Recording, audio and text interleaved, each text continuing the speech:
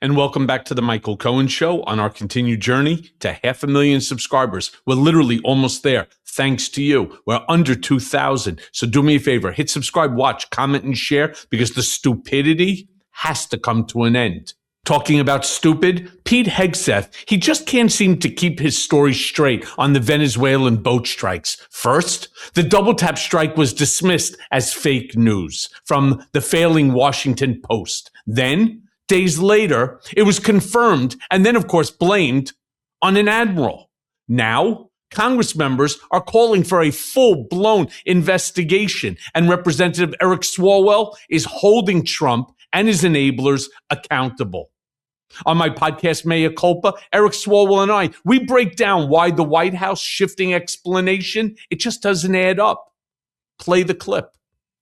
I want to talk about the mess that even exploded on Fox, and I'm talking about Pete Hegseth claiming that he watched the double tap strike live. I mean, this is playing Fortnite for him, with a couple of kegs of beer, right? Literally watching double tap strike live, even though no such scenario, right? They claimed that at first he didn't, then he did, and then trying to pin blame on Admiral Bradley and so on. What was your reaction? I know mine. What was your reaction to this fabricated narrative coming out of Hegseth, the Department of War, and this administration?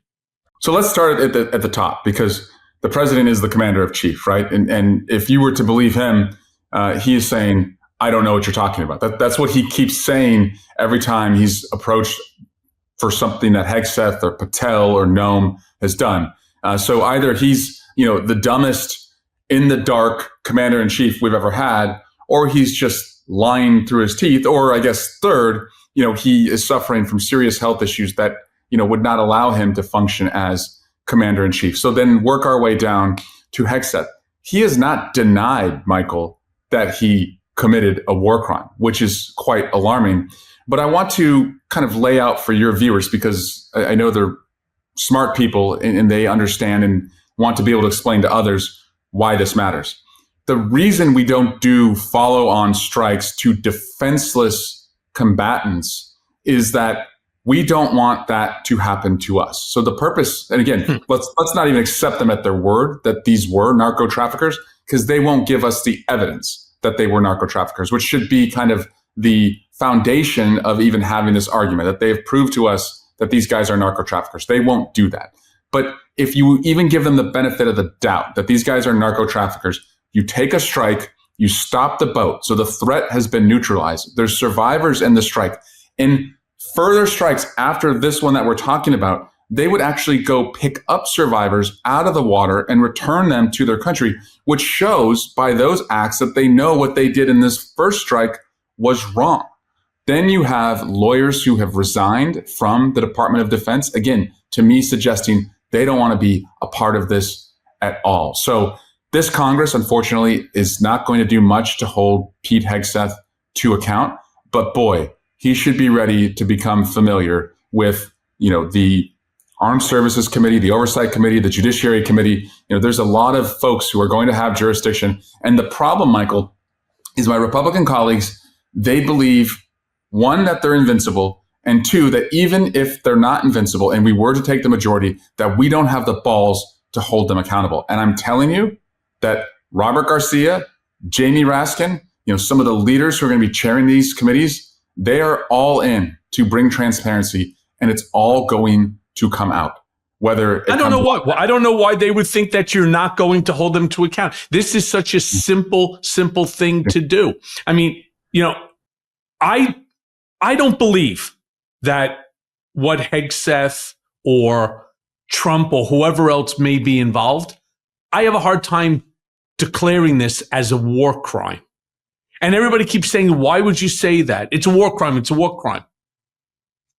Eric, I got to be honest with you. I wasn't aware we were at war. So how could it be a war crime if we're not at war? You know what I see this as? I see this as murder one. Yeah. When you have somebody, when you have somebody literally floating in the water hanging on to wreckage for dear life, right? Because they're not 25 feet out from the shoreline. They're kind of far out there in the water. They're clinging on to debris from the wreckage after a drone strike to an aluminum 18 to 20 foot boat that, by the way, I don't think and I don't think any members of Congress on either side of the aisle know exactly what was in those boats. Yeah. I don't think any information has been given at all. When they're clinging for dear life to the wreckage, as you said, they're supposed to pick them up. They're supposed to do a double tap, another strike on defenseless individuals. And I don't care if they even still had guns wrapped around their neck. They have been neutralized. They're in the water. And you're right. That's the responsibility, because if it was the other way around, that's what we would want. In fact, that's what we would expect.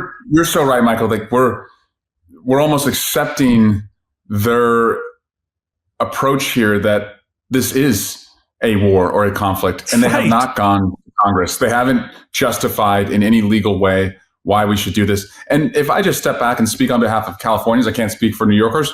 Going to war with Venezuela ranks about 200th on what people care about and what the president promised. Again, we have to keep hammering this guy. He said costs are coming down on day one. We're at like day 320, and he's 0 for 320. And he's taking on these pointless wars with Venezuela. He's fucking around with other countries threatening to go to war.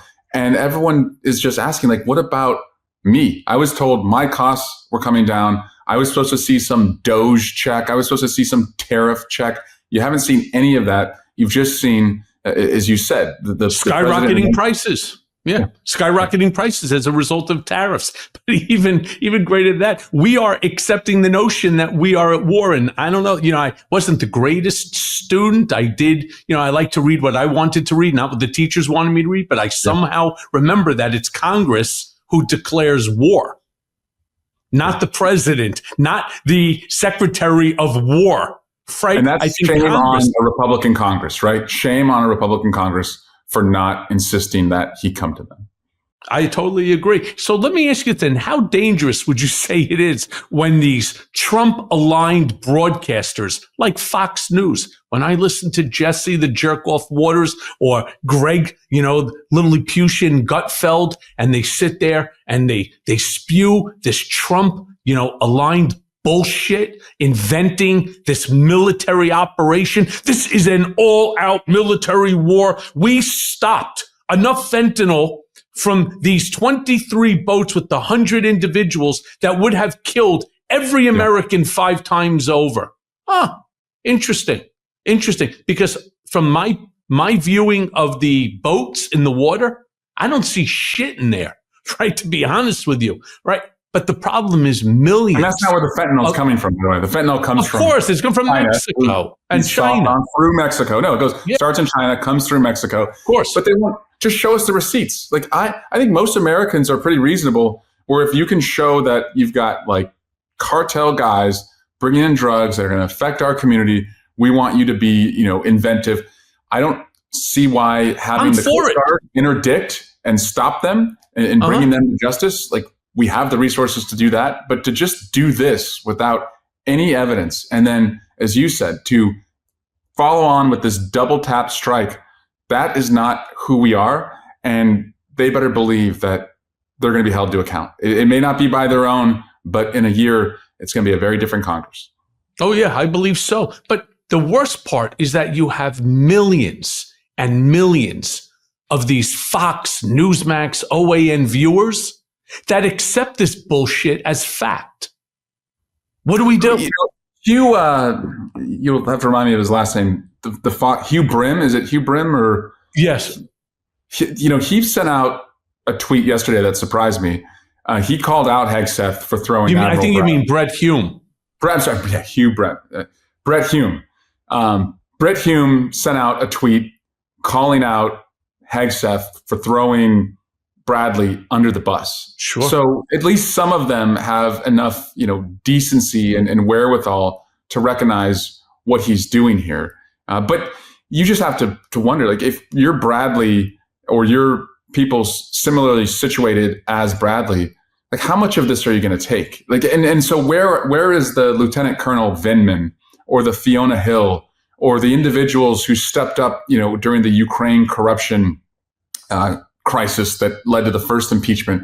They courageously came forward. They told their story. They had strength in numbers because they weren't the tallest poppy in the field. There was a field full of tall poppies of people who were courageous. That's what we need right now. And that's what I think our military members, Mark Kelly and others were speaking to, is that you don't have to go along with this, and that you are actually protected if you're being asked to do something illegally. Hey, everyone. First of all, thanks for watching. We're going to be posting daily episodes with reactions and talking about politics. We'll be talking about everything, in fact. So please like and subscribe. Join us on this journey.